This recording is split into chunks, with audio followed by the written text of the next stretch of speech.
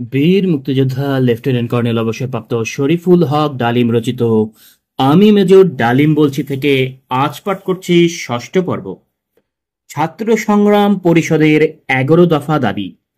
স্বৈরাচারী সরকারের দীর্ঘদিনের অনুষ্ঠিত জনস্বার্থ বিরোধী নীতির ফলেই ছাত্র সমাজ ও দেশবাসীর জীবনে সংকট ক্রমশ বৃদ্ধি পাইতেছে। শাসন শোষণের নিপীড়নে অতিষ্ঠ ছাত্র জনতা আন্দোলনের পথ আগাইয়া আসিয়াছেন। আমরা ছাত্র সমাজ ও দেশবাসীর স্বার্থে নিম্নোক্ত 11 দফা দাবিতে ব্যাপক ছাত্র আন্দোলনের আহ্বান জানাইতেছি। 1. ক, সচ্ছল কলেজ সমূহকে প্রাদেশিকরণের নীতি পরিত্যাগ করিতে হইবে এবং জগন্নাথ কলেজ সহ প্রাদেশিককরণকৃত কলেজ সমূহকে পূর্বাবস্থায় ফিরাইয়া দিতে হবে।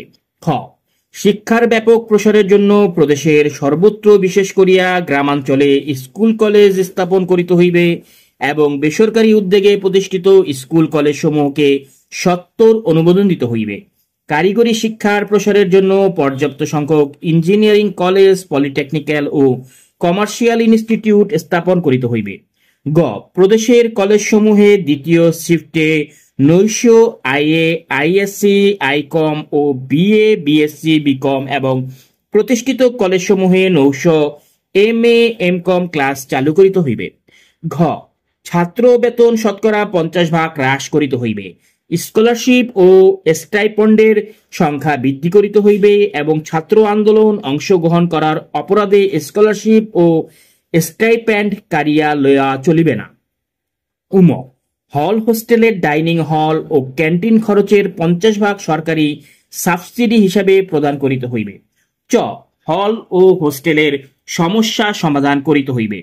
ছ, মাতৃভাষার মাধ্যমে সর্বস্তরের শিক্ষার ব্যবস্থা করিতে হইবে। সকল শিক্ষা প্রতিষ্ঠানে পর্যাপ্ত সংখ্যক অভিজ্ঞ শিক্ষকের ব্যবস্থা করিতে হইবে। শিক্ষকের বেতন বৃদ্ধি করিতে হইবে এবং স্বাধীন মতামত প্রকাশের অধিকার দিতে হইবে। জ, অষ্টম শ্রেণী পর্যন্ত শিক্ষাকে অবৈতনিক ও বাধ্যতামূলক করিতে হইবে। ঝ, মেডিকেল বিশ্ববিদ্যালয় স্থাপন করিতে হইবে এবং অটোমেশন প্রথা বিলোপ, নমিনেশন ভর্তি প্রথা বন্ধ, মেডিকেল কাউন্সিলিং অডিয়েন্স বাতিল, ডেন্টাল কলেজে পূর্ণাঙ্গ কলেজে পরিণত করা প্রভৃতি মেডিকেল ছাত্রদের সকল দাবি মানিয়া লইতে হইবে। নার্স ছাত্রীদের সকল দাবি মানিয়া লইতে হইবে। নিয়, প্রকৌশল শিক্ষার অটোমেশন প্রথা বিলোপ, 10% ও 75% রুল বাতিল। সেন্ট্রাল লাইব্রেরির সুব্যবস্থা, প্রকৌশল ছাত্রদের শেষ বর্ষেও ক্লাস লইতে হইবে। ট, পলিটেকনিক্যাল ছাত্রদের কন্ডেন্স কোর্সের সুযোগ দিতে হইবে এবং বোর্ড ফাইনাল পরীক্ষা বাতিল করিয়া একমাত্র সেমিস্টার পরীক্ষার ভিত্তিতেই ডিপ্লোমা দিতে হইবে। ঠ, টেক্সটাইল, সিরামিক, লেদার টেকনোলজি এবং আর্ট কলেজ ছাত্রদের সকল দাবি অবিলম্বে মানিয়া লইতে হইবে। আইইআর ছাত্রদের 10 দফা, সমাজ কল্যাণ কলেজ ছাত্রদের, এমবিএ ছাত্রদের ও আইন ছাত্রদের সমস্ত দাবি মানিয়া লইতে হবে। ঢাকা বিশ্ববিদ্যালয় সহ অন্যান্য বিশ্ববিদ্যালয়ের বাণিজ্য বিভাগকে আলাদা ফ্যাকাল্টি করিতে হইবে। ড, কৃষি বিশ্ববিদ্যালয় ও কলেজ ছাত্রদের ন্যায্য দাবি মানিয়া লইতে হইবে। কৃষি ডিপ্লোমা ছাত্রদের কন্ডেন্স কোর্সের দাবি সহ কৃষি ছাত্রদের সকল দাবি মানিয়া লইতে হইবে। ঢ, ট্রেনে, স্টিমারে ও লঞ্চে ছাত্রদের আইডেন্টিটি কার্ড দেখাইয়া শতকরা 50% কনসেশনসে টিকিট দেওয়ার ব্যবস্থা করিতে হইবে। মাসিক টিকিটেও এইরূপ সুবিধা দিতে হইবে। পশ্চিম পাকিস্তানের মতো বাসে 10 পয়সা ভাড়ার শহরের যে কোনো স্থানে যাতায়াতের ব্যবস্থা করিতে হইবে। দূরবর্তী অঞ্চলেও বাস ভাড়া 50% কনসেশন দিতে হইবে। ছাত্রীদের স্কুলে ও কলেজে যাতায়াতের জন্য পর্যাপ্ত বাসের ব্যবস্থা করিতে হইবে। সরকারি ও আধা সরকারি উদ্যোগে আয়োজিত খেলাধুলা ও সাংস্কৃতিক অনুষ্ঠানে ছাত্রদের 50% কনসেশন দিতে হইবে। ন, চাকুরির নিশ্চয়তা বিধান করিতে হইবে। ত, কুখ্যাত বিশ্ববিদ্যালয় অর্ডিন্যান্স সম্পূর্ণ বাতিল করিতে হইবে এবং বিশ্ববিদ্যালয় সমূহ অন্যান্য সকল প্রতিষ্ঠানের স্বায়ত্তশাসন দিতে হইবে। থ, শাসক গোষ্ঠীর শিক্ষা সংকোচন নীতির প্রমাণ্য দলিল জাতীয় শিক্ষা কমিশন রিপোর্ট ও হামিদুর রহমান কমিশন রিপোর্ট সম্পূর্ণ বাতিল এবং ছাত্র সমাজ ও দেশবাসীর স্বার্থে গণমুখী বৈজ্ঞানিক শিক্ষা ব্যবস্থা কায়েম করতে হইবে। 2. প্রাপ্তবয়স্ক ভোটে প্রত্যক্ষ নির্বাচনের মাধ্যমে পার্লামেন্টারি গণতন্ত্র প্রতিষ্ঠা করিতে হইবে। বাক স্বাধীনতা ও সংবাদপত্রের স্বাধীনতা দিতে হইবে। দৈনিক ইত্তেফাক পত্রিকার উপর হইতে নিষেধাজ্ঞা প্রত্যাহার করিতে হইবে। 3 নিম্নলিখিত দাবিসমূহ মানিয়া লইবার ভিত্তিতে পূর্ব পাকিস্তানের পূর্ণ স্বায়ত্ত শাসন দিতে হইবে। ক দেশের শাসনতান্ত্রিক কাঠামো হইতে ফেডারেশন শাসনতান্ত্রিক রাষ্ট্রসংঘ এবং আইন পরিষদের ক্ষমতা হইতে সার্বভৌম। খ ফেডারেল সরকারের ক্ষমতা দেশ রক্ষা, বৈদেশিক নীতি ও মুদ্রা এই কয়েকটি বিষয়ে সীমাবদ্ধ থাকিবে।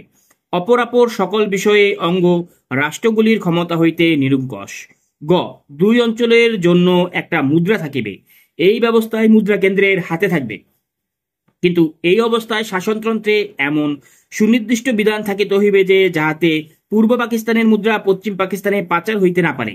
এই বিধানে পাকিস্তানে একটি ফেডারেল রিজার্ভ ব্যাংক থাকিবে এবং পূর্ব পাকিস্তানের জন্য পৃথক অর্থনীতির প্রবর্তন চালু করতে হইবে।